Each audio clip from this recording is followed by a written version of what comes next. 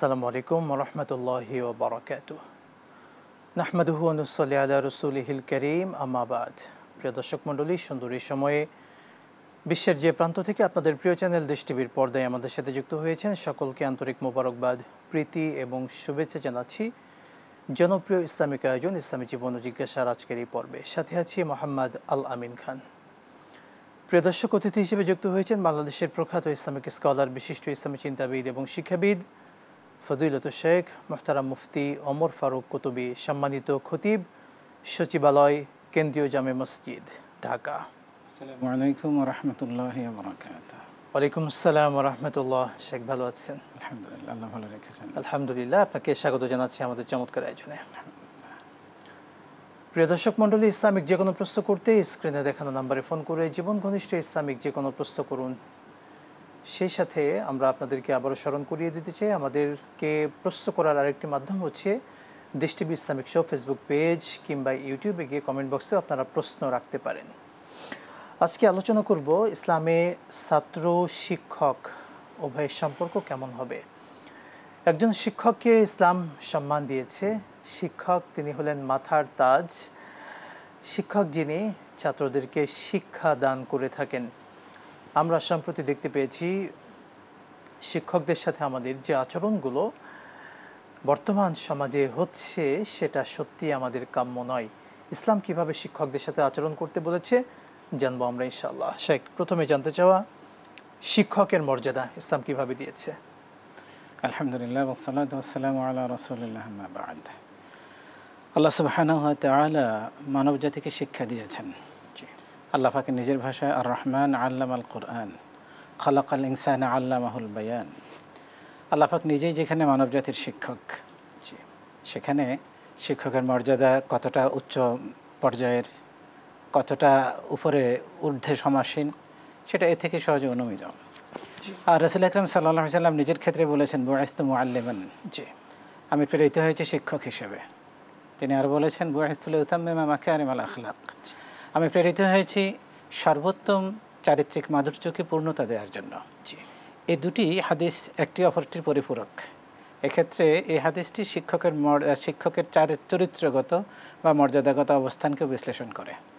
তাহলে আমরা দেখতে পাচ্ছি আল্লাহ সুবহানাহু ওয়া তাআলা নিজে মানবজাতিকে শিক্ষা দিয়েছেন। রাসূল আকরাম সাল্লাল্লাহু আলাইহি ওয়াসাল্লাম তিনিও মানবজাতির শিক্ষক হিসেবে প্রেরিত হয়েছেন। পাশাপাশি সাহাবায়ে কেরাম রাদিয়াল্লাহু আনহুম রাসূল আকরাম সাল্লাল্লাহু আলাইহি ওয়াসাল্লাম থেকে সরাসরি শিক্ষা লাভ করেছেন এবং এই ধারাবাহিকতা বর্তমান সময় পর্যন্ত চলমান। ইসলামে শিক্ষকের মর্যাদা একেবারেই অত্যন্ত উঁচু একটি মর্যাদা। যেমনটি হাদিস শরীফে এসেছে যে শিক্ষকের জন্য মাগফিরাত কামনা করেন হাত্তাল হুত, এমন শিক্ষকের জন্য কুল আলম আল্লাহ তার মাগফিরাত কামনা করতে থাকে। যিনি মুআল্লিমুল খায়র, কোনো কল্যাণের শিক্ষক হতে পারেন, তিনি কোরআন কিংবা সুন্নাহর শিক্ষক হতে পারেন, তিনি তাফসীর ফিকহের শিক্ষক হতে পারেন, তিনি জাগতিক কোনো কল্যাণকর বিষয়ের শিক্ষক। এমন শিক্ষকের জন্য নবীজি ঘোষণা করেছেন তার জন্য সমুদ্রের মাছ পর্যন্ত, এমনকি গর্তের পিপিলিকা পর্যন্ত তার মাগফিরাত কামনা করে তার জন্য দোয়া করতে থাকে। আরেকটি বিশেষ দিক হলো শিক্ষক যত ভালো দিক শেখাবেন, সেটা কোরআন সুন্নাহ থেকে হোক বা কোরআন সুন্নাহ রিলেটেড অন্য কোনো শাস্ত্র হোক, কিংবা মানব জাতির কল্যাণে আসে, কোরআন সুন্নাহ পরিপন্থী নয়, এমন মানব জাতির কল্যাণে আসে এমন যে কোনো বিষয় যদি তিনি শিখিয়ে থাকেন, তাহলে এর মাধ্যমে যতজন উপকৃত হবে এবং তাদের থেকে আরও যতজন শিখবে, শিক্ষককে সমপরিমাণ, জ্যামিতিক হারে সমপরিমাণ সওয়াবের মালিক আল্লাহ পাক বানিয়ে দেবেন। সুবহানাল্লাহ। তাহলে শিক্ষকের মর্যাদা একেবারে ঊর্ধ্বে সমাসীন। একটু বলতেন, একজন শিক্ষকের চরিত্র বা একজন শিক্ষকের আদর্শ কি হওয়া উচিত?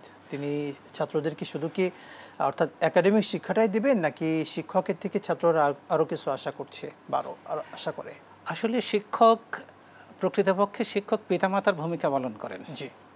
আর কবির ভাষায় যদি আমরা বলতে হয়, পিতা গড়েন দেহ আর শিক্ষক গড়েন মন, পিতা বড় না শিক্ষক বড়, উত্তর দেবে কোনজন? আসলে আমাদের পিতা, আমাদের মা বাবারা আক্ষরিক অর্থে আমরা যেটা বলি, তারা অবশ্যই আমাদের জন্মদাতা এবং তারা আমাদেরকে পৃথিবীতে আসার মাধ্যম, এবং এই জন্য তাদের রয়েছে অনস্বীকার্য অবদান, এবং এর জন্য তাদের অনেক উচ্চ মর্যাদাও রয়েছে কোরআন সুন্নাহ সুনিশ্চিতভাবে। পাশাপাশি অনেক ক্ষেত্রে পিতামাতা সন্তানকে প্রকৃত মানুষ গড়া, আমরা মানব শিশুরূপে পৃথিবীতে এসেছি, কিন্তু এরপরও আমাদের এমন কিছু চারিত্রিক বৈশিষ্ট্য দেখা যায় অনেকের মাঝে যে মানুষের ঘরে জন্ম নেওয়া সত্ত্বেও লোকেরা আমাদেরকে অমানুষ বলে।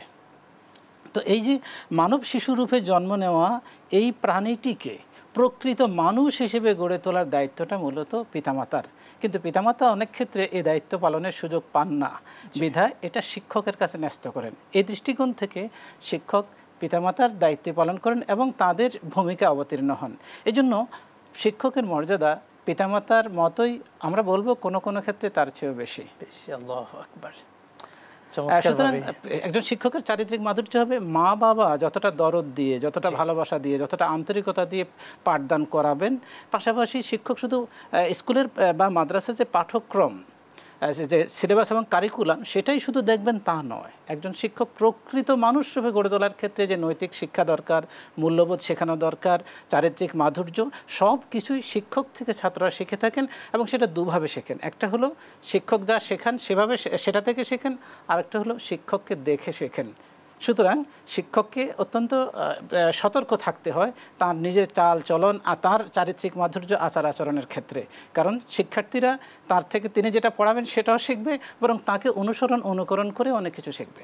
শিক্ষক একটু বলতেন, আমরা এমনও কিছু দেখতে পেয়েছি যেগুলো একজন ছাত্রের বা একজন শিক্ষার্থীর নৈতিক চরিত্রের সাথে যাচ্ছে না, শিক্ষকের সাথে আচরণ। আমরা যদি সেই গল্পের কথা, সেই কবিতার কথা বলি, শিক্ষাগুরুর সেই কবিতা বাদশা আলমগীর তার সন্তানকে কিভাবে বলেছিলেন, সেই কথাগুলো যদি আমরা স্মরণ করি, সন্তান শুধুমাত্র ওস্তাদের শিক্ষকের পা কেন নিজ হাত দিয়ে ধুয়ে দেননি এটার জন্য কিন্তু বাদশা রাগান্বিত হয়েছিলেন। কিন্তু তখন আমাদের বর্তমান সমাজে পা ধুয়ে না, শিক্ষককে পুরোপুরি পানিতে চোবানো হয়। কিন্তু এমনটি কিন্তু দেখতে পাচ্ছি, শিক্ষকের গায়ে হাত তোলা হচ্ছে, লাঞ্ছিত করা হচ্ছে, অপমানিত করা হচ্ছে। এই যে ব্যাপারগুলো, আসলে এটা কিভাবে দেখছেন আপনি একজন সচেতন মানুষ হিসেবে? আসলে শিক্ষক এবং শিক্ষার্থীর সম্পর্ক পারস্পরিক সৌহার্দ্যের ভিত্তিতে হবে, পারস্পরিক সম্মানের ভিত্তিতে হবে। এক্ষেত্রে শিক্ষক একচেটিয়া সম্মানের দাবিদার নন, বরং সম্মানের দাবিদার শিক্ষার্থীরাও বটে। অবশ্যই কোনো শিক্ষক যদি শিক্ষার্থীর সাথে তার হক নষ্ট করেন, তার প্রাপ্য অধিকার নষ্ট করেন, বা শিক্ষার্থীর উপর অমানবিক কোনো আচরণ করে থাকেন, উৎপীড়ন করে থাকেন, তাহলে এর প্রতিক্রিয়া কিছু না কিছু ঘটবেই। তবে শিক্ষকের মর্যাদাটা যেহেতু পিতামাতার মতো বা তার চেয়ে কোনো কোনো অংশে বেশি, সেহেতু আমাদের পিতামাতাও তো মাঝে মাঝে আমাদের সাথে এমন কিছু আচরণ করে থাকেন যেটা আসলে তাদের থেকে আমাদের কাম্য ছিল না। তখন কিন্তু আমরা পিতামাতার সাথে কি এমন রূঢ় আচরণ করি?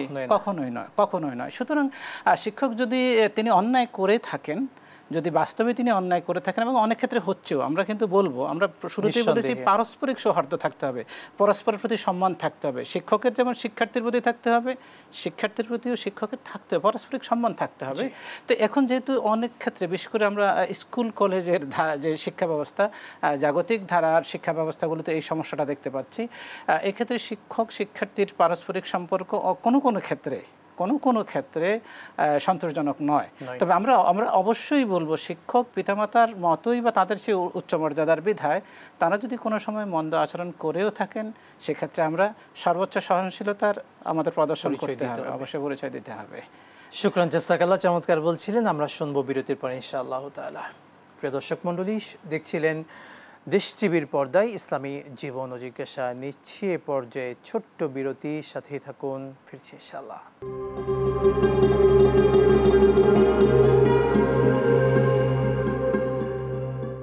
বিরতির পর আরও একবার স্বাগত জানাচ্ছি দেশ টিভির পর্দায় ইসলামী জীবন ও জিজ্ঞাসায়। প্রিয় দর্শক, ইসলামিক যে কোনো প্রশ্ন করতে স্ক্রিনে দেখানো নাম্বারে ফোন করে প্রশ্ন করুন। শেখ প্রশ্ন নিচ্ছি, আমাদেরকে ফরিদপুর থেকে বেলাল হোসেন নামে প্রশ্ন রেখেছেন। আমি ঘুষ দিলে সরকারি চাকরি হবে, যদি না দিই সেটা হবে না, এই অবস্থায় আমাদের করণীয় কি? আলহামদুলিল্লাহ, আসলে ঘুষ দেওয়ার দুটো পর্যায় আছে। একটা হলো যে এখন ইন্টারভিউ হয়নি, ইন্টারভিউতে ম্যানেজ করার জন্য কিংবা ভাইবা বোর্ডকে ম্যানেজ করার জন্য যদি অগ্রিম আমি এখানে কোনো চুক্তিবদ্ধ হয়ে থাকি বা কিছু পে করে থাকি, তাহলে এটি সম্পূর্ণরূপে হারাম। আর যদি এই হয় যে না একেবারে ফেয়ার ইন্টারভিউ হয়েছে, আপনি একদম নিরপেক্ষ ইন্টারভিউতে আপনি নির্বাচিত হয়েছেন, আপনি এই পদের যোগ্য বিবেচিত হয়েছেন, আইন অনুযায়ী এবং পদের নিয়ম অনুযায়ী আপনাকেই নিয়োগ দিতে হবে, এরপরেও যদি এক্ষেত্রে যদি কর্তৃপক্ষ গড়িমসি করে বা তারা কোনো কিছু দাবি করেন, তাহলে অপারগ হিসেবে আপনার জন্য এটি দেওয়াটা নাজায়েজ নয়, এটি দেওয়া নাজায়েজ হবে না। তবে উত্তম হলো এই ক্ষেত্রেও এই লেনদেন থেকে যথাসম্ভব দূরত্ব বজায় রাখা, কারণ আল্লাহ পাক উত্তম রিজকের ফয়সালাকারী, তার কাছে প্রার্থনা করতে থাকা। আরেকটি প্রশ্ন, জানাজার খাটিয়া 40 কদম পরে কাঁধ পরিবর্তন করতে হয়, এই কথাটি সঠিক কিনা? এটি কোনো জরুরি কোনো রীতি নয়, জরুরি কোনো বিধান নয়, এটি সমাজে চলমান আছে, এটা চলতে পারে, কিন্তু এটাকে জরুরি মনে করাটা সঠিক হবে না।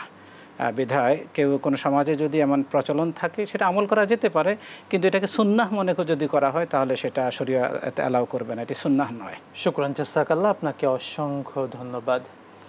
প্রিয় দর্শক মণ্ডলী, আজকের মতো বিদায় নিচ্ছি। আল্লাহ সুবহানাহু ওয়া তাআলা আমাদেরকে সুস্থ রাখুন, ভালো রাখুন। আসসালামু আলাইকুম ওয়া রাহমাতুল্লাহি ওয়া বারাকাতুহু।